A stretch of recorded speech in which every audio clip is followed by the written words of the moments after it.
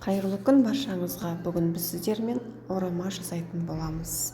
Ол үшін бізге керегі 400 грамм ұнымызға бір жұмыртқамызды қосып, салқын суымызға тұз араластырып, дәміне қарай қамыр илейтін боламыз. Қамырымызды жақсылап орташа көлемде илеп аламыз. Өте қатты болмау керек, өте жұмсақ болып кетпеу керек. Жақсылап қамыр илеп аламыз. Орташа көлемде оны енді 10 минутқа демалтуға жібереміз, бетін жауып. Осылай 2 рет басып, 2 рет илеп аламыз, 2 рет. Ендігі кезекте бізге фаршымызды, 700 грамм фаршымызды осылай дайындап аламыз. Оған алдын ала туралып алған, міне ұсақтап туралып алған 700 грамм пиязымызды қосатын боламыз.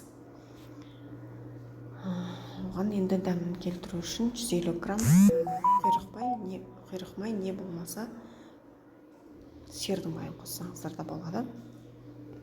Мен құйрық майды қосуды жөн көрдім. Енді осының барлығын үстіне дәмдеуіштерімізді қосып шығамыз. 1 шай қасық қызыл бұрышымызды қостым. 1 шай қасық қара бұрышымызды қостым. 1 ас қасық тұзымызды қосып аламыз. 40 миллиграмм су май қостым. Кішкене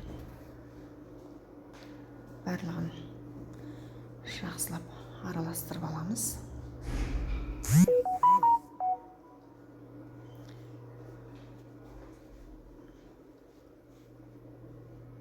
Сол күйі шыққанша араластырып жібереміз. Енді міне қамырымызды 2 рет илеп алған, басып қойған, жайып аламыз. Мінекей қамырымызды жайып болдық.